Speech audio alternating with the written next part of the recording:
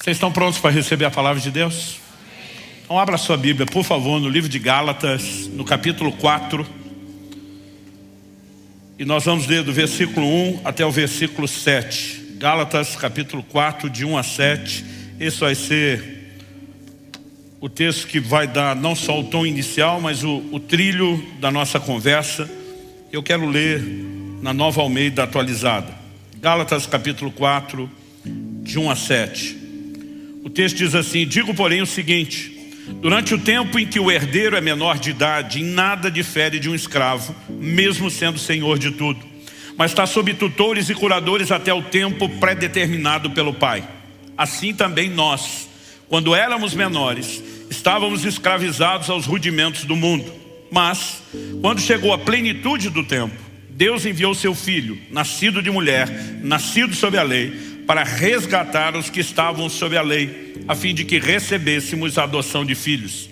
E porque vocês são filhos, Deus enviou o Espírito do seu Filho ao nosso coração. E esse Espírito clama: Abba, Pai. Assim você já não é mais escravo, porém filho. E sendo filho, também é herdeiro por Deus. Amém. O apóstolo Paulo faz várias declarações nesses versículos que nós lemos, mas eu queria destacar algumas palavras ou expressões chaves. A primeira delas, filhos. A segunda, herdeiros. Mas também quero destacar a expressão até o tempo pré-determinado pelo Pai. Assim como no verso 3, quando ele vai usar a frase assim também nós. O apóstolo Paulo introduz um elemento de comparação, uma alegoria, que muitos discutem se isso era algo cultural ou se era lei no Império Romano. E eu costumo dizer que o mais importante não é discutir se o que era cultural virou lei, né? Se isso, né, de fato tinha esse peso legal ou não. O fato era que era tão conhecido que Paulo consegue usar isso como uma alegoria de uma verdade que, espiritualmente falando, essa sim é uma lei, é um princípio inquestionável. Qual é? É o fato de que o pai, ele simplesmente olhava para o filho e dizia: legalmente você é herdeiro, você tem direito a tudo, tudo que é meu é seu. No entanto, até o tempo que o pai predeterminasse, e essa idade variava no Império Romano, né? Isso poderia ser aos 16, poderia ser aos 18, né? Há registros disso acontecer até 24, 26 anos de idade. Dificilmente, né, se avançava muito essa idade e dificilmente se baixava essa média aí dos 16 aos 26. Ou seja, o pai dizia para o filho: você pode ser dono de tudo, mas até que chegue a idade certa, você não usufrui da herança. Você fica debaixo de tutores e curadores, gente que vão cuidar de você, vão te orientar, vão te ensinar, mas na prática você não difere em nada do escravo na casa. Ou seja, é dono, mas sem acesso à sua herança completa. Qual a razão dos pais agirem dessa forma? O motivo era muito simples. Enquanto o filho não tivesse um mínimo de maturidade evidenciada, ele não poderia ter acesso à herança. E eu quero tomar isso como ponto de partida, porque quando o verso 3 diz assim também nós, há duas aplicações que Paulo faz. A primeira delas, ele vai dizer: quando éramos menores, estávamos escravizados aos rudimentos do mundo. Vindo a plenitude do tempo, Deus enviou seu Filho. Paulo também vai usar isso como uma comparação para o tempo em que estivemos debaixo da lei, sem acesso à plena herança em Cristo e à nova aliança. Mas a mesma analogia serve para o fato de que eu e você, ele enfatiza no verso 7, somos filhos de Deus. Você pode dizer amém? Mas ele diz no verso 7, se você é filho, também é herdeiro por Deus. A pergunta é: quão herdeiro eu e você podemos nos considerar, quão herdeiros cada um de nós podemos nos considerar de Deus? Em Romanos, no capítulo 8, no verso 17, onde Paulo faz uma abordagem similar, ele diz: se somos filhos, também somos herdeiros, herdeiros de Deus e co-herdeiros com Cristo. Ou seja, co-herdeiro significa herdeiro juntamente com. Isso significa que eu e você somos tão herdeiros de Deus quanto Cristo é. Isso precisa gerar em mim e em você uma percepção daquilo que nós temos direito quando falamos a respeito de uma herança. Qual é a herança dos filhos? Nós sabemos que nem todos são filhos de Deus, como diz o ditado: todo mundo é filho de Deus, né? Quem se torna filho de Deus? João capítulo 1, versos 11 e 12 diz: veio para o que era seu, mas os seus não receberam. Mas a todos quantos o receberam, falando de Cristo, Deus deu-lhes o direito de serem feitos filhos de Deus. Nós nos tornamos filhos de Deus quando nos convertemos, né? Quando nos rendemos ao senhorio de Cristo, quando abraçamos por fé a obra de Cristo na cruz e somos regenerados. E a partir do momento que somos feitos filhos, nós somos introduzidos a esse lugar de herança. E quando a Bíblia fala de herança, ela literalmente está dizendo que tudo que é de Deus é nosso. Eu esperava um pouco mais de empolgação da sua parte. Eu sempre tive mania viajando por aí, olhando para tudo que era bonito. Eu gostava de comentar com aquele papai que fez, né? Eu olhava para toda a imensidão de todo lugar onde passava e dizia: tudo isso é nosso. Porque não há uma forma diferente eu e você olharmos para isso. E eu não me refiro meramente a questões materiais, tangíveis, palpáveis. É lógico que nós temos uma herança eterna, essa não será usufruída na sua plenitude ainda. Mas em 1 Coríntios, no capítulo 3, no verso 22, Paulo diz: tudo é vosso. Ele também vai dizer: vós de Cristo e Cristo de Deus. Então a pergunta é: se tudo é vosso, não é algo literal, então as outras frases da mesma declaração, e vós de Cristo e Cristo de Deus, também não deveriam ser vistos como literais. Mas se nós somos de Cristo, literalmente, não há o que questionar ou relativizar. Se Cristo é de Deus, literalmente, não há o que questionar ou relativizar, a frase tudo é vosso também não deveria ser relativizada. Nós precisamos entender que é um universo, né, de bens, dádivas que Deus nos disponibilizou. O apóstolo Paulo diz que, Efésios capítulo 1, verso 3, que Deus já nos abençoou com toda sorte de bênçãos nas regiões celestiais em Cristo Jesus. Qualquer bênção que você puder imaginar é parte da sua herança. Alguns estão começando a empolgar, os outros ainda parece que estão desconfiados. Gente, outro dia alguém falou: não, mas isso está falando da herança futura. 1 de João capítulo 3, verso 2 diz: amados, agora somos filhos de Deus. Agora, a Bíblia diz: somos filhos, somos herdeiros. João diz: e ainda não é manifesto o que havemos de ser. Nós não sabemos qual o nível de upgrade, de atualização, de melhoria que vai ter. Mas a Bíblia diz: agora somos filhos. O que vem depois ainda não está claro. Então nós não podemos relativizar a herança dos filhos somente para o futuro. Mas o que muitas vezes nós não tomamos conhecimento é de que essa falta de percepção do que é nosso nos impede de usufruir aquilo que está à nossa disposição. Eu anos atrás ouvi uma expressão de um pastor com algo que ele se referiu denominando de a teologia do cabrito. O que era a teologia do cabrito? Ele faz uma analogia em cima da declaração do filho mais velho, né? O irmão mais velho, na verdade, do que nós conhecemos como filho pródigo, da parábola de Jesus. A Bíblia diz que esse camarada, ele está aborrecido, que o filho que desperdiçou todos os bens do pai, quando volta, é recebido com festa. E a Bíblia diz que o pai mandou matar não o novilho cevado, né? Eu imagino que desde que o menino saiu de casa, o pai já estava lá engordando, né, o novilho, cevando, preparando para o dia da festa. E o mais velho está aborrecido, porque ele diz: eu nunca te deixei, eu servi todo esse tempo. E ele reclama com o pai: e o senhor nunca me deu um cabrito para eu comer com os meus amigos. O pai olha e diz: filho, tudo que é meu é teu. Imagina a indignação do pai, dizendo: você estava esperando eu te dar um cabrito? Todos esses rebanhos são teus. Você podia ter comido quanto cabrito quisesse com seus amigos a hora que quisesse. E muitos de nós temos vivido um relacionamento com Deus à semelhança do irmão mais velho. A gente está choramingando porque Deus não nos deu um pouquinho do tudo que já é nosso. E eu imagino Deus olhando para mim e para você e se perguntando: por que é que você não entendeu o que já era seu, em vez de estar me culpando por não ter lhe dado? Agora, um texto que me chama muita atenção está lá em Mateus 15, 26. Quando Jesus é abordado por uma mulher cananeia, um dos evangelhos a chama de Ciro Fenício, a Bíblia diz que essa mulher chega desesperada, dizendo: Senhor, minha filha está horrivelmente endemoniada. Ela vem pedir para que Jesus a liberte sua filha. Jesus responde para ela: eu não fui enviado a não ser as ovelhas perdidas da casa de Israel. É lógico que estamos falando de um processo, né? Jesus, obviamente, está tratando de algo que Paulo vai explicar aos romanos, dizendo que a salvação primeiro é dos judeus, depois também dos gentios. Indiscutivelmente os gentios seriam incluídos no plano e no propósito de Deus, mas na ordem, por conta de uma aliança que Deus fez com Abraão, primeiro os judeus. E Jesus está dizendo: eu estou vivendo a primeira etapa, a porta para os gentios ainda não está aberta. A mulher insiste e Jesus diz para ela: não é lícito tomar o pão dos filhos e dá-lo aos cachorrinhos.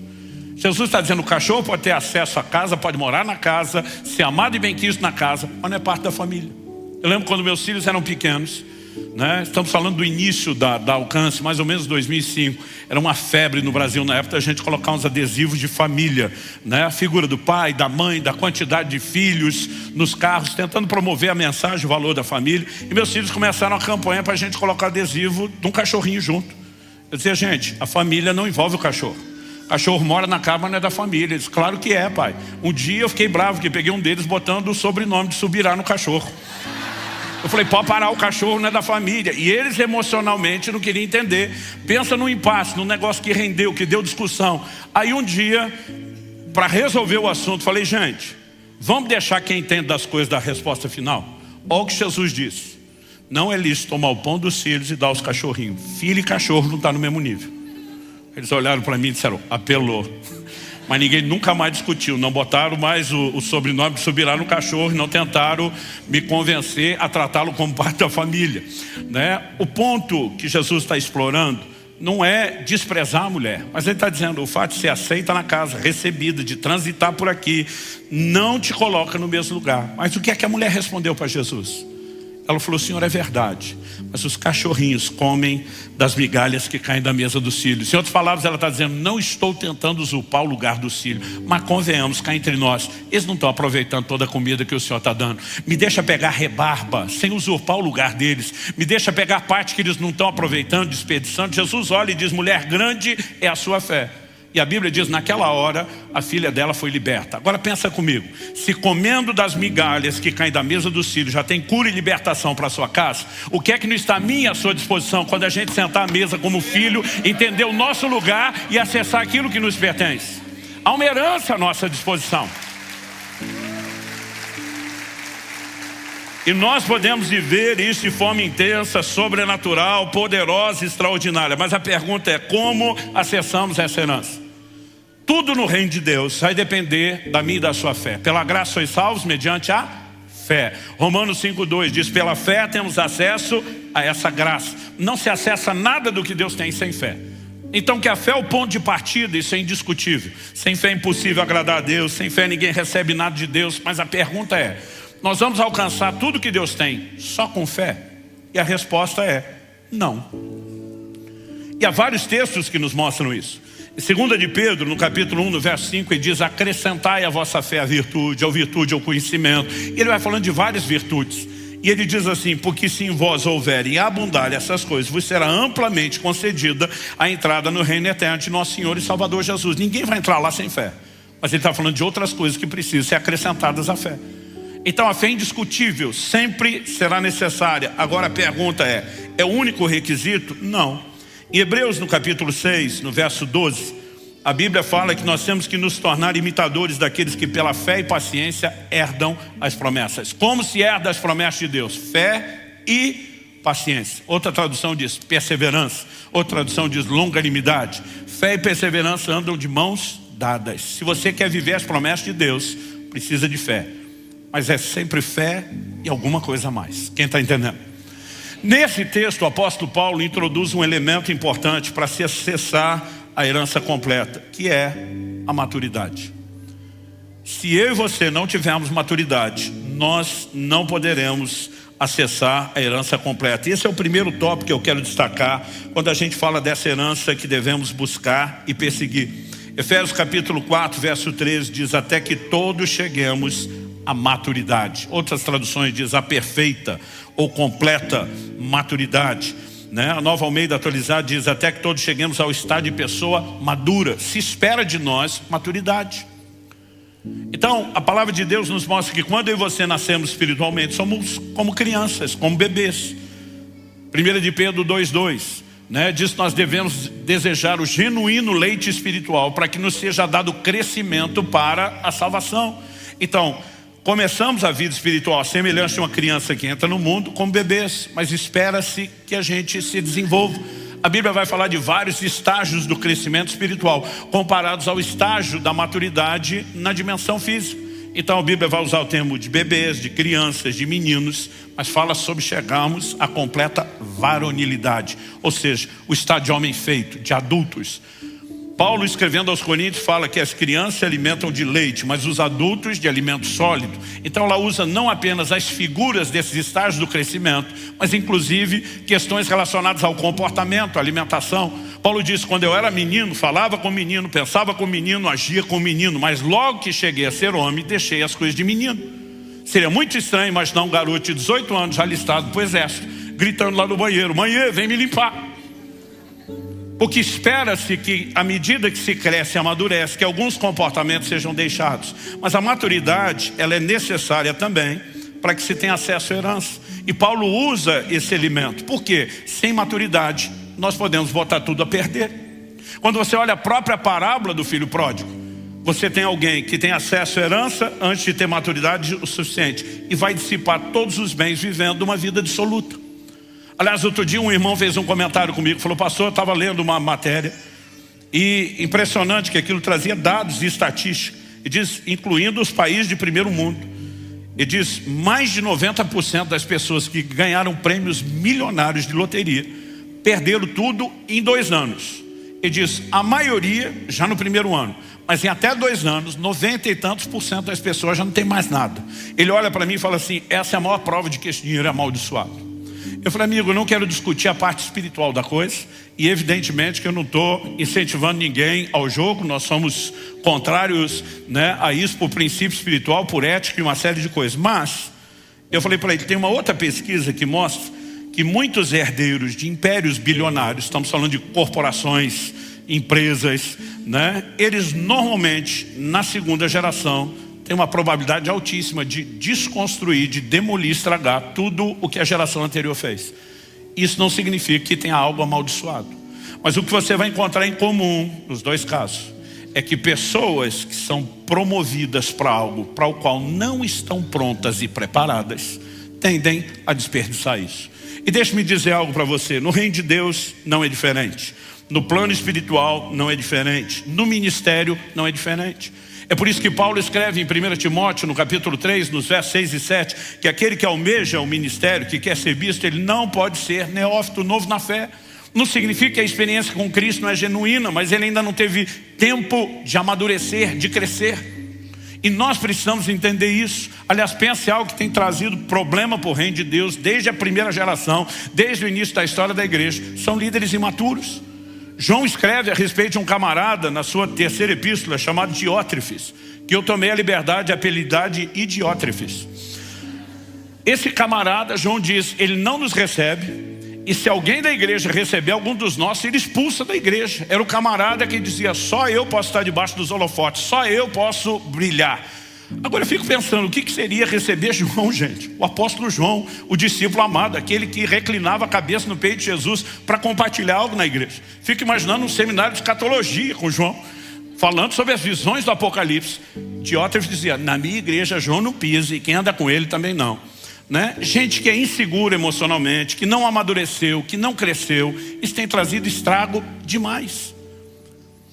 Eu olho para a minha própria jornada, para a minha própria história. Eu comecei o ministério muito cedo, me dediquei ao Senhor e à obra do ministério muito cedo. E eu comecei a ver muito resultado do ministério e crescimento ministerial bem cedo. Mas em agosto de 93 eu tive um acidente de carro que me gerou uma crise muito grande. Eu falo muito sobre isso no meu livro O Agir Invisível de Deus.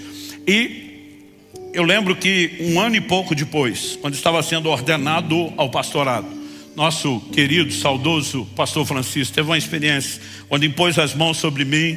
Pastor Tomás estava junto, né? Saudoso Miguel, que já está com o senhor também, e estava orando. Ele teve uma visão aberta de um anjo de Deus, que falou com ele a respeito do meu acidente, das coisas que eu estava passando, da crise que eu estava vivendo. E basicamente o anjo disse para o Francisco, diga para ele que o acidente de carro que ele teve, né, embora tenha sido um ataque de Satanás, teve uma permissão divina. E ele começa a falar a respeito de como eu não estava pronto e preparado para aquele lugar onde eu estava entrando. O anjo diz assim, o sucesso dele se transformaria em fracasso, porque ele iria sucumbir debaixo do peso do próprio ministério. Ele estava entrando em níveis para os quais ele não estava preparado. E o anjo diz, o diabo queria pará-lo porque eu via como uma ameaça. Mas o anjo diz, mas o Senhor precisava pará-lo para não perdê-lo. E o anjo termina a história falando, ele vai passar por um processo nos próximos anos de muito amadurecimento, antes que Deus o permita ser novamente reintroduzido naquilo que está fazendo. Quando você ouve uma palavra dessa, você pensa, o processo vai ser 1 ano, 2 anos.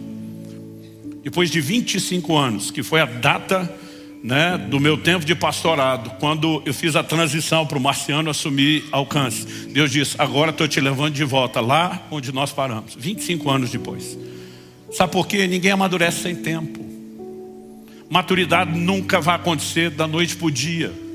Eu lembro da época em que mamãe botava fruta na estufa, vocês lembram disso? Enrola em jornal, bota embaixo dentro do fogão, você tenta acelerar a maturação, mas por mais que você possa acelerar, você não vai evitar o fator tempo. Maturidade sempre vai requerer tempo, mas a pergunta é, só o tempo é necessário? E eu tenho percebido não só que é uma maturidade requerida, que a maturidade não virá sem tempo, mas por outro lado, eu também percebo nas escrituras que só o tempo não resolve. Então, Jesus fala de processos usando figuras da natureza que são similares àquilo que nós vamos experimentar no plano espiritual. Por exemplo, em Marcos 4, de 26 a 29, ele diz, o reino de Deus é semelhante ao homem que planta a semente. Ela brota sem ele saber como. Aí Jesus diz, primeiro vem a erva, depois a espiga, depois o grão cheio na espiga, mas só vai colher quando estiver maduro. Desde o processo do plantio, germinação, tudo isso, cada etapa envolve tempo. Essas coisas não vão acontecer todas da noite para o dia. E a nossa maturidade também não. Mas insisto na pergunta, só o tempo garante tudo? E a resposta é não. Em Hebreus, no capítulo 5, nos versos 11 e 12, nós lemos assim, a esse respeito, temos muitas coisas a dizer, coisas difíceis de explicar. E o autor vai dizer, porque vocês se tornaram tardios em ouvir. No verso 12 ele diz, pois quando já deveriam ser mestres, levando em conta o tempo decorrido, vocês têm novamente necessidade de que alguém lhes ensine quais são os princípios elementares dos oráculos de Deus. Passaram a ter necessidade de leite e não de alimento sólido. Do que ele está falando? Dieta de criança e não de adulto. Verso 13. Ora, todo aquele que se alimenta de leite é inexperiente na palavra da justiça, porque é criança. 14. Mas o alimento sólido é para os adultos, para aqueles que pela prática têm as suas faculdades exercitadas para discernir não somente o bem, mas também o mal. Ele vai falar de tempo, ele vai falar de prática, mas basicamente ele está dizendo, esperava-se que vocês já fossem mestres, estivessem ensinando outros. Por quê? Pelo tempo decorrido. Ou seja, o que se esperava é que o tempo estivesse acrescentando algo a vocês. Mas não acrescentou. Vocês não só não são mestres, como a gente tem que ensinar de novo o beabá, os fundamentos de tudo, porque parece que vocês não absorveram nada. Então, sem tempo não há maturidade, mas só o tempo garante? Também não. Há muita gente que está literalmente perdendo tempo, porque não avança, não cresce e não amadurece. E gente, a conta da falta de maturidade, ela não se manifesta só no plano espiritual. Ao longo de 30 anos de pastorado, depois de muito aconselhamento, né, dado horas investido nisso, principalmente lidando com casais em crise, honestamente, tinha hora que minha vontade era dar uma chupeta para cada um, para marido e mulher, né, e dizer, vocês são 2 crianças, não cresceram. Porque a falta de desenvolvimento emocional é evidente que ela impacta a nossa vida espiritual. E nós percebemos o quê? Essas pessoas tiveram tempo, mas certamente lhes faltou o quê? Alguns processos. Isso é o que eu e você precisamos entender. E eu quero, junto com o ensino, colocar quase que uma espécie de desabafo. A perspectiva da visão familiar mudou demais, né? Mudou demais. Porque eu lembro que alguns anos atrás eu conversei com uma pessoa muito querida. Falei, está planejando ter outro filho? A pessoa tinha um filho só, né? E a vida é uma eterna cobrança. Quando está solteiro a gente pergunta quando vai namorar, começa a namorar, pergunta quando vai noivar, quando fica noivo quando é que vai casar, quando casa quando é que vai ter filho, tem um filho quando é que vai ter outro, se tiver outro a gente pergunta mais um. Então a gente está sempre cobrando. Falei, e aí, tem plano de ter mais algum filho? Mas a resposta foi rápida, contundente, intensa. De jeito nenhum. Do jeito que a pessoa falou, eu falei, uau, quanta emoção nisso. Eu falei, por que de jeito nenhum? Ele falou assim, porque ter filho é muito caro.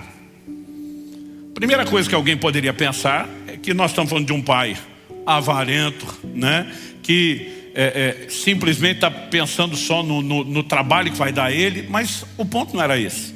O que você tem ali, e o que tinha ali, eu posso atestar, conheço a pessoa, era alguém tão disposto a dar o melhor para o filho, que ele falou, para aquilo que eu planejo dar, eu só consigo bancar um, não consigo bancar dois. Não é que ele não achava que valia a pena. Ele simplesmente dizia, eu não consigo manter o padrão daquilo que eu quero oferecer. Mas por mais positivo que soe olhando dessa forma, nós temos uma mudança de pensamento em relação, não só aos tempos bíblicos, gente, mas ao que até pouco tempo atrás nos norteava.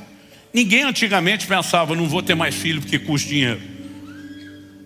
Antigamente o pensamento era o contrário. É só você olhar para a Bíblia. Quando a palavra de Deus diz que os filhos são como flecha e diz, bem-aventurado o homem que enche deles a sua aljava, ou seja, quanto mais filho melhor. Qual é a lógica aplicada pela própria Escritura? Na sequência o versículo diz assim, não será envergonhado quando tratar com seus inimigos à porta. Quanto mais filho, principalmente agora falando dos homens, nesse caso específico, o camarada tivesse, na hora de resolver a treta com qualquer vizinho na porta, com aquele monte de guarda-roupa atrás dele de braço cruzado e cara de bad boy, mais segura a família estava. Os filhos sempre eram vistos como aqueles que iam acrescentar algo à família. Não era só proteção, produtividade, gente. Hoje a gente pensa que um filho a mais para comer custa mais. Antigamente se pensava de forma oposta. É mais mão de obra para trabalhar a terra, para plantar, para colher, para colocar mais comida na mesa. E qual é a grande mudança de antigamente para agora? É que antigamente se pensava na chegada dos filhos como quem vai contribuir para a família. E hoje nós pensamos nos filhos como alguém que a família vive em função deles. E essa inversão está causando a desordem emocional que vai custar mais caro do que a gente já está conseguindo ver ou mensurar até agora. Eu não preciso ir muito tempo atrás, gente. Vou falar da geração dos meus pais. Meus dois irmãos, o mais velho e o mais novo, eu sou do meio de 3, começaram a trabalhar com 12 anos de idade. Ralava o dia inteiro, pacoteiro de supermercado para ganhar meio salário mínimo. Eu achei que era mais esperto que eles. Falei, nasci para ser empresário, para ser patrão, para ter os meus próprios negócios. Eu ganhava mais dinheiro que eles me divertindo, literalmente. Eu fazia pipa não só para soltar, eu fazia para vender. E aprendi técnicas do comércio desde bem cedo, fidelizar o cliente, por exemplo. Então o camarada comprava a minha pipa e erguia, eu descia com a minha, com o cerol na linha, cortava e aparava, arrumava, vendia de novo para o mesmo cliente que já estava satisfeito com o produto anterior. Eu fazia dinheiro me divertindo. Eu sou da época anterior a videogame. O pouco que tinha não era para qualquer um, né? Era um gráfico ruim, caríssimo. Então eu sou o remanescente que ainda brincou, jogou bolinha de gude, rodou peão. Tudo virava negócio, gente. A gente quando rapelava, que era tirar todas as bolinhas de gude do outro, ganhou, eu vendia de volta mais barato do que ele comprar no mercado. Até ganhar de novo, vender de novo, né? Eu fazia a mesma coisa com o peão. Eu fazia mais dinheiro que meus irmãos me divertindo. Só que um dia eu entro em casa, 14 anos. Meu pai está conversando com um amigo na sala, eu cumprimento, né, os dois. Meu pai diz, volta e cumprimento direito seu chefe. Falei, meu o quê? Falou, seu chefe, acabei de arrumar um emprego para você. Eu olho e pergunto, quanto é que eu vou ganhar? Meu pai diz, não interessa. Eu digo, como que não interessa? Falei, pai, se eu tenho 2 filhos ralando que só para ganhar meio salário mínimo, eu estou ganhando mais dinheiro que eles me divertindo. Meu pai falou, e esse é o problema. Ele diz, trabalho não diz respeito só a dinheiro. Você precisa aprender a ter horário, você precisa aprender a submeter a um chefe, você precisa entender que há uma questão de desenvolvimento de caráter. Ele falou, sua festa acabou, você começa amanhã. Eu olhei, era uma quarta-feira, falei, quem começa a trabalhar na quinta? Podia pelo menos esperar até a segunda, que nem regime. E meu pai disse, tem mais, e o salário não é só seu. Depois de tirar o dízimo, que é a parte de Deus, vai ficar só com esse percentual para você. O resto você ajuda em casa. Aí eu fiquei valente, falei, o senhor não precisa. Ele falou, eu não, mas quem precisa é você. Precisa entender que filho não é um bicho parasita que vai passar a vida inteira sugando os pais, principalmente depois de crescer. Que ele é parte da família. Se é parte da família, não só usufrui, ajuda a construir. Então a partir de agora vai ajudar dentro de casa. Papai subiu o tom, eu, sim senhor. Só que hoje em dia a mentalidade mudou. Os pais querem fazer tudo pelos filhos. Aliás, parece que é uma geração frustrada, dizendo, meus pais não me deram tudo. E aí eles decidiram estragar a próxima geração, sem entender que processos que você passou te ajudaram a crescer. E aí nós começamos a sabotar essas coisas. Gente, a mentalidade mudou demais. Por que que os pais hoje estão dizendo, não quero ter mais? Custa muito, porque eles só pensam o tempo todo em tudo que eles têm que fazer. Mas não há uma visão de que os filhos precisam participar. Não estou falando, gente, de criança. Mas estou falando de gente que cresceu e precisa ser preparado para a vida. Quem está me entendendo? Então, se nós não mudarmos essa mentalidade, começando da criação dos filhos dentro de casa, nós não vamos produzir amadurecimento. Eu lembro que eu comecei a ter determinadas percepções em Deus, palavras proféticas, e eu sabia, por exemplo, meus filhos, era regra de casa, nunca foi regra para a igreja. Meus filhos não podiam namorar antes dos 18 anos. Mas eu falei para minha esposa, falei, amor, nosso filho não namora antes dos 18, mas não sei se chega aos 19 para casar. Não é o que eu aconselho para os filhos dos outros.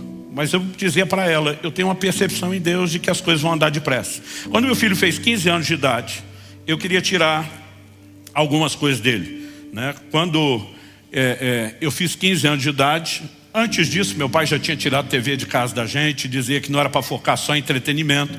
Mas depois, aos 15 anos de idade, cheio do Espírito Santo, eu lembro que eu deixei de lado algumas coisas. Primeiro, minha bike de freestyle, né? Eu decidi que mesmo na casa dos amigos, em outro lugar que teria acesso, eu ia poupar tempo de entretenimento para focar na preparação do ministério. Então, quando o Israel estava chegando perto dos 15, falei para minha esposa, falei, vou tirar o skate dele. O dele não era uma bike de freestyle, era o skate. Falei, vou tirar o skate e o videogame. Falou, por quê? Eu falei, está na hora de preparar esse menino, porque a gente não tem muito tempo para acelerar a maturação dele. Eu lembro que eu fui pregar numa igreja em outro estado. Eu só tinha falado daquilo com a Kelly e mais ninguém. Quando termina o culto, estamos debaixo de um mover de Deus tremendo, e alguém bota eu ajoelhado no chão, me acabando de chorar. Alguém bota a mão na minha costa e diz, Deus mandou te dar uma palavra que não precisa explicar para você entender. Deixa o menino com o skate e o videogame. Não mexa nisso, porque ele tem pouco tempo para se divertir, porque ele vai ter que virar homem muito depressa, porque tudo o que Deus tem na vida dele vai acontecer depressa. Eu falei, ok, vou dar um tempo a mais. Mas quando foi chegando perto dos 18, meu filho ganhou uma bolsa de estudo para estudar nos Estados Unidos. E eu sentei com ele e falei, filho, glória a Deus que não se paga pelo estudo, mas só morar lá, viver custa. Então você vai ter que comer, você vai ter que morar. Por mais simples seja a vida, vai custar e vai custar em dólar. Você tem noção de quanto é? Não. Eu falei, eu fiz um levantamento para você. Não, pai, mas eu tenho meu salário que eu vou trabalhar à distância. Falei, a hora que fizer o câmbio, isso aí é nada. Aí quando eu mostrei para ele que com o salário dele ele bancava 1/3 do custo dele, ele desesperou. Mas daqui a pouco ele se ilumina e diz, não, mas tem fulano de tal. Era uma pessoa que a gente nem tinha muito contato, e procura ele e falou, Deus mandou te ajudar, você é um mantenedor. Todo mês, mesmo antes de você ir para lá, eu te dou tanto. Eu falei, ok, faz o câmbio. Ele falou, só tem 2/3. Falei, pois é, você não tem nem o que você precisa para sobreviver. Ele falou, pai, você não vai me ajudar? Eu falei, estou disposto a ajudar com outro 1/3. Mas não faço mais do que isso. Você não vai ter luxo nenhum, mas a primeira coisa que você tem que aprender. Eu falei, você está pensando em casar logo. Quem não sabe cuidar do orçamento como solteiro não merece ter uma família para cuidar. Então ou você aprende a ser sério no seu orçamento enquanto solteiro, ou eu não te deixo levar esse negócio adiante. Então vou jogar duro com você. Eu falei, o seu dinheiro, os seus 2/3 vão passar por mim para eu unir com o meu terço e eu te mandar todo mês. Eu só te mando no primeiro dia do mês o dinheiro. Se você gastar o seu dinheiro antes de terminar o mês, você está lascado, porque eu não vou te socorrer. Você está me entendendo? Tô. Repete. Nenhum filho gosta disso. Eu falei, você sabe quando eu falo algo. É que nem os decretos dos reis da Média e da Pérsia. Irrevogável. Eu falei, eu não estou de brincadeira. Você tem isso para comer. Você pode dividir por 30 dias e dizer, eu como isso todo dia, vai dar certo. Eu preferia comer um pouquinho pior nos 5 dias da semana e no fim de semana comer melhor. Mas você gerencia como você vai fazer. Se você gastar o dinheiro antes, não me peça que eu não te socorro. E aí de vocês tentar passar por cima de mim e na sua mãe. Primeiro mês tudo bem. Segundo mês tudo bem. Terceiro mês, falta 3 dias para acabar o mês, ele me liga. A gente falava praticamente todo dia, mas a conversa começa assim, então pai. Quando o filho começa, então pai, já levanta a bandeira vermelha. Falei, então o quê? Falei, eu sei que ainda falta 3 dias para acabar o mês, mas o senhor não pode me adiantar o dinheiro do mês seguinte? Falei, não. Falou, o senhor não tem? Falei, tenho, o dinheiro está parado na conta. Mas nós temos um trato. Falei, pai, mas são só 3 dias. Falei, te digo mesmo, são só 3 dias, você espera. Ele falou, pai, o senhor não está entendendo a gravidade. Falei, então me explique. Ele falou, eu não tenho o que comer. Meu dinheiro acabou. Não tomei café hoje, eu não almocei. E é por isso que eu estou aqui, botando o rabo no meio das pernas, te pedindo ajuda. Eu falei, jejua. Ele falou, o quê? Eu falei, jejua esses 3 dias. Eu Falei, pelo horário você está me ligando, você já teve aula de manhã, uma sexta-feira, agora é só sábado, domingo, nem aula você tem. Eu falei, vá para casa de oração, se você não tiver força, fica deitado 3 dias no chão. Ele já tinha feito 2 jejuns, 3 dias, eu sabia que ele aguentava. Eu falei, eu não vou te socorrer. Ele falou, o senhor está brincando? Eu falei, não. E aí falei para ele, e você ainda vai me agradecer. Eu odiava quando meu pai falava isso, mas eu senti uma alegria de passar isso para a próxima geração. Eu falei, um dia você vai entender e vai me agradecer. É lógico que a sabedoria nos ensina algumas coisas. Não falei nada para a mãe do garoto. Esperei passar os 3 dias, mandei o dinheiro. Quando ele tinha comido, estava tudo bem. Fui conversar com a dona Kelly com a perspectiva correta. Falei, esse seu filho é uma bênção, não é? Ela falou, e não é mesmo? Eu falei, não. Você está sabendo que ele fez um jejum 3 dias na água? Ela, não. Eu falei, acabou de terminar. Ela, glória a Deus.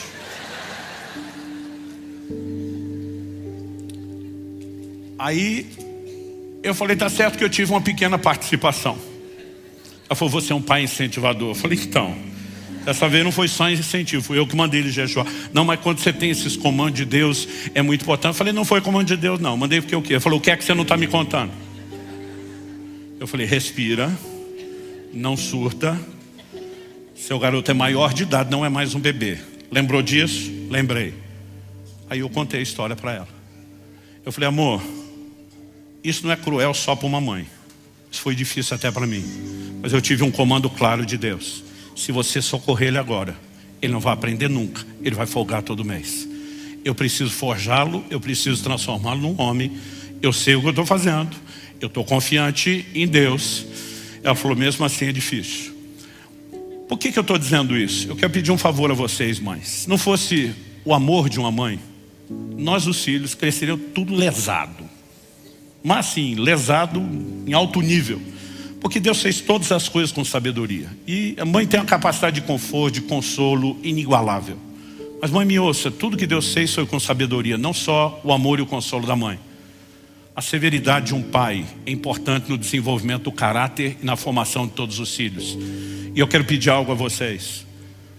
Pare de atrapalhar os seus maridos a serem firmes. Porque algumas mães estão estragando os filhos em vez de ajudá-los. Porque estão roubando deles processos de amadurecimento. A maioria de nós teve que lidar com um monte de dificuldade. E a gente acha que os filhos não podem ter dificuldade nenhuma. Estamos colocando eles dentro de uma bolha em vez de prepará-los para a vida. Eu lembro que levou mais ou menos uns 2 anos, 2 anos e meio. Meu filho já estava casado, um dia ele me liga e falou, pai, estou ligando para te agradecer. Eu falei, agradecer o quê? Você me deve muita gratidão para muita coisa.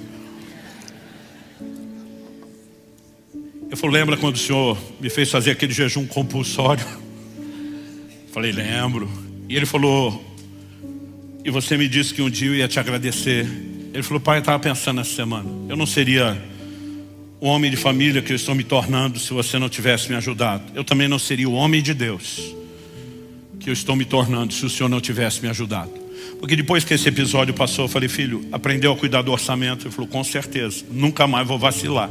E nunca mais vacilou mesmo, né? Porque a lição foi firme, foi precisa. Tá certo que há perspectivas e perspectivas para se olhar isso. Um dia meu filho recebeu um vídeo que alguém mandou do YouTube, né, com aqueles títulos bem sensacionalistas. Pai faz o próprio filho passar fome para ensinar a lição. E disse, que doido, quem faria uma coisa dessa? Aí ele vai ver, era eu contando a história dele. Eu perguntei para ele, como você se sentiu na hora que nós tivemos uma conversa? Porque nós nunca falamos sobre isso. Ele falou, pai, na hora me bateu a indignação. Primeira coisa que eu penso é, que pai é esse que se recusa a dar comida para o próprio filho? Fala, você não pensou que filho é esse que não ouve o conselho do pai sobre... Ele falou, não, me fiz de vítima. Ele falou, e o sentimento no início foi ruim. Eu falei, como é que você lidou com isso? Foi enquanto eu jejuava e orava muito nos 3 dias. Ele falou, o Espírito Santo falou para mim, não olhe para o seu pai com a lente momentânea das suas emoções.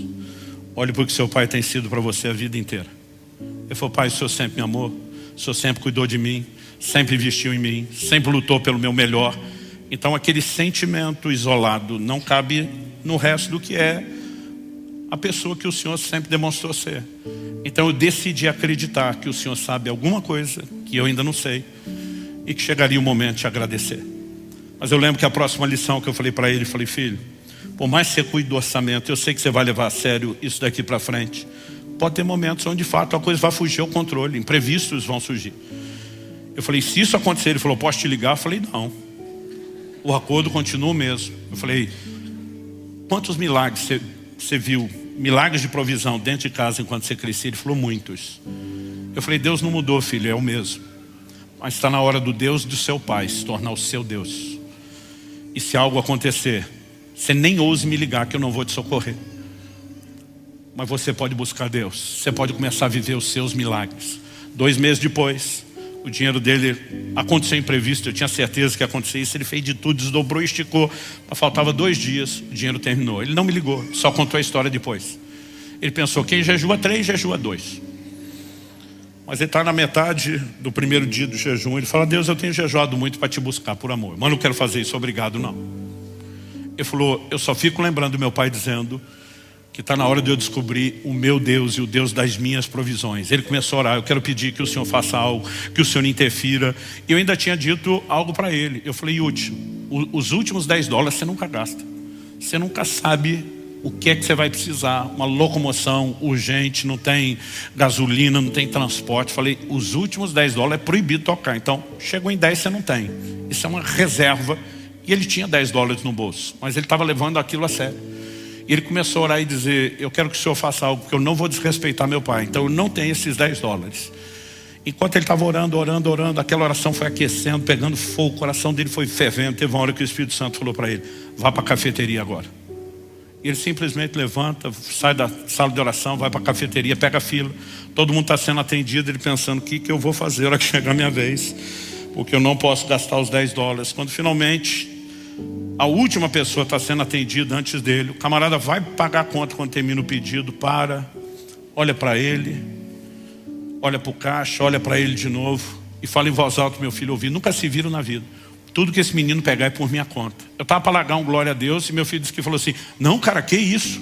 Falei, filho, pelo amor de Deus, tu entra na fila sem dinheiro, pedindo que eu faça algo e fala, não, que isso? Ele falou, pai, eu nem sabia o que ia acontecer, eu não estava preparado para aquilo, fiquei sem graça. Mas o cara ficou insistindo, não, eu vou pagar, Deus colocou no meu coração, eu vou pagar a sua comida hoje, meu filho. Não precisa, o cara insistiu tanto, o que você quer? Eu falei, não, tá bom, então só um café. Aí ele falou, você não veio aqui só para tomar um café? Eu falei, quer saber, não vou perder tempo com você. Virou para o atendente e falou, você conhece ele que deve vir aqui todo dia, o que ele normalmente consome? Falei, além do café ele compra esse muffin salgado. Ele falou, me dá os 2, pagou. Pegou o troco, botou no dinheiro dele, falou, isso é algo entre você e Deus, você estava orando agora há pouco e resolvendo. Meu filho teve um surto de fé, surtou. Foi, pai, naquele ano que eu fiquei ali no Kansas, antes de ir para Tulsa, né? Ele falou assim, eu tive essa mesma experiência 3 vezes, de entrar na fila sem dinheiro e dizer, Deus, eu vou confiar no Senhor. Eu fiz minha parte, agora é contigo. E sempre acontecia algo. Eu falei, pai, eu tenho vivido milagres, eu tenho visto Deus fazer coisas extraordinárias, porque primeiro o Senhor me ensinou a ser homem. E depois o Senhor me ensinou a ser homem de Deus. Eu falei, não pense você que já me agradeceu tudo que podia, você ainda vai me agradecer mais. Mas é bom você ver o resultado disso. Mas queridos, preste atenção. Nós precisamos resgatar algumas coisas que diz respeito ao entendimento de processos. Eu lembro de um dia que eu chego em casa e minha esposa não está triste, mas não está feliz. As mulheres às vezes são difíceis de decifrar, mas tem hora que você não entende, mas você sabe que tem algo que não está legal. Falei para minha esposa, falei, tá tudo bem? Tá. Falei, não tá. Tá, não tá. Você não está feliz, não está triste. Esse é o problema, você não está nada, você está estranha. Com muita dificuldade apertando, ela, estou com dó de Israel. Eu falei, dó por quê? Falou, ele está lá nos Estados Unidos, sem dinheiro para quase nada. Eu falei, meu amor, e você estudamos escola pública. Nós é que não tinha dinheiro para nada. O menino está na América, mesmo que estiver passando fome, está passando fome na gringa. Eu falei, o que é que está pegando? Isso na verdade foi antes do jejum compulsório. Ela falou, não, a gente estava numa chamada de vídeo, teve uma hora aqui na cozinha, eu passei na frente da cesta de fruta. Ele falou, ai mãe, que saudade dessas frutas, porque a verba aqui não dá para comer fruta, aqui fruta é cara. Falou, estou com a dó dele.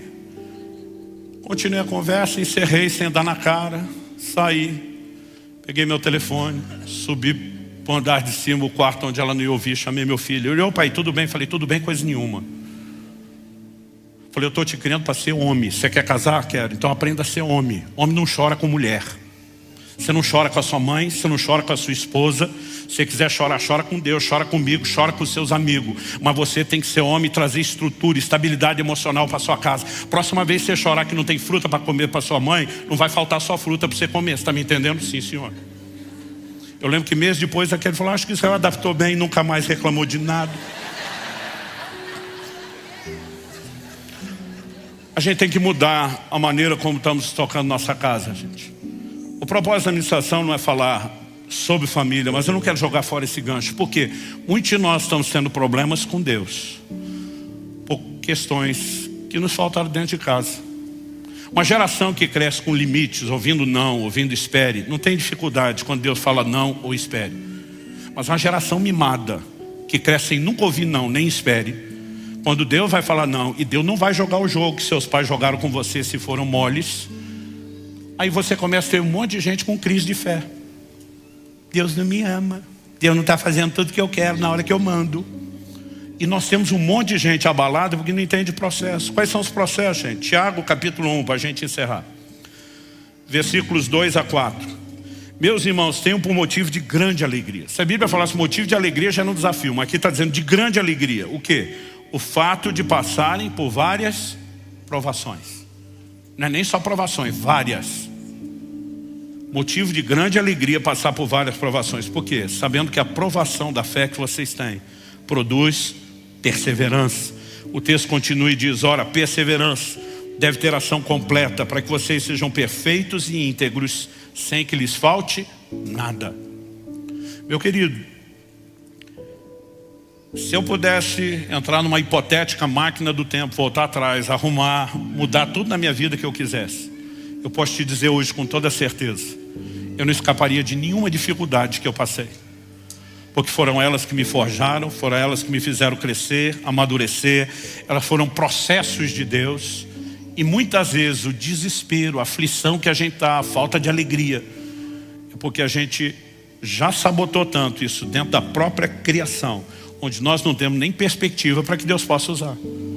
Aliás, quando o camarada está lendo lá que Deus nos corrige como o pai corrige o filho a quem ama, tem gente que nem consegue entender mais perspectiva de amor.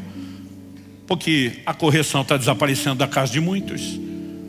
E nós perdemos completamente a capacidade de entender, de relacionar com Deus e de corresponder com Ele por outro lado. Então me deixa recapitular. Nós somos filhos, como filhos somos herdeiros. A herança é muito maior do que nós podemos mensurar. Mas para ter acesso a ela, nós vamos precisar de mais do que fé. Vamos precisar de maturidade. Maturidade não virá sem tempo, mas também não virá só com tempo. Vai requerer processos. E nesses processos, nós vamos experimentar. Eu lembro quando era criança e às vezes acordava reclamando de dor. Minha mãe explicava que eram as dores do crescimento. Durante muito tempo achava que isso era mito. Depois descobre que é verdade. A criança tem uma hora que acelera o crescimento, está literalmente esticando. E vai ter, inclusive, dores físicas.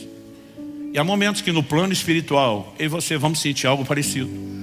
Jesus usa uma outra analogia. Diz que quando chega a hora da mãe dar a luz ao filho, ela sente tristeza. Mas logo depois ela não vai lembrar da tristeza, por causa da alegria de abraçar o filho que chegou. Há momentos onde nós vamos passar por provas e elas vão gerar desconforto. Mas quando eu e você chegarmos no resultado final, nós vamos descobrir que nós saímos melhores do que entramos. Mas esse amém não foi ainda empolgado. Deixa eu tentar te convencer. Os 3 amigos de Daniel, Ananias, Misael e Azarias, são lançados na fornalha. A Bíblia diz que quando eles saem com uma intervenção divina, não tinha cheiro de fumaça, não tinha queimado um fio de cabelo. A Bíblia diz que o fogo não teve poder sobre eles. Nada havia queimado, exceto uma coisa. Qual foi a única coisa que queimou? O rei Nabucodonosor, Daniel 3, 24 e 25 diz, nós não lançamos 3 homens amarrados dentro do fogo. O povo está em volta e diz, é verdade, rei. Diz, mas eu vejo 4. Tinha um a mais, você sabe muito bem quem era.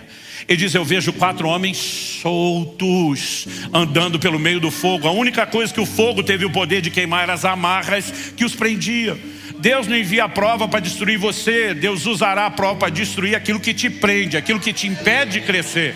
E quando eu e você saímos, não vai ter cheiro de fumaça, não vai ter lembrança, mas também não vai ter mais amarra. Lucas 22, 31 e 32, Jesus tem uma conversa estranha com Pedro, como diria o carioca, sinistra. Jesus disse para Pedro assim: Simão, Simão. Aliás, toda vez que eu chamo alguém pelo nome 2 vezes seguidas na Bíblia, e você vai encontrar isso 7 vezes, sempre o que vem na sequência é uma crise. Jesus disse: Simão, Simão, Satanás pediu para peneirar vocês como se peneira o trigo.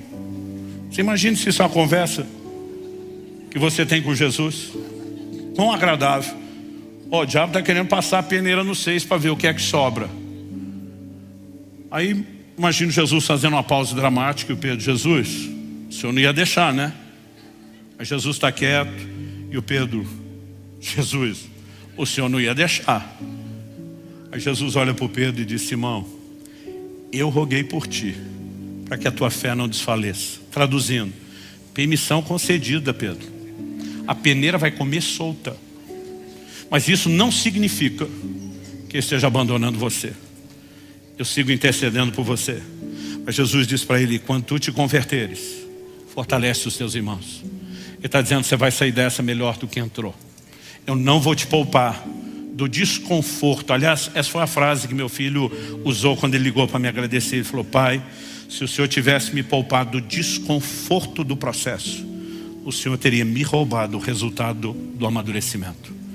Jesus olha para Pedro, em outras palavras está dizendo: eu não vou te poupar do desconforto do processo, porque eu estou mais interessado no resultado do processo, que será o amadurecimento. Vamos ficar em pé para parecer que está acabando.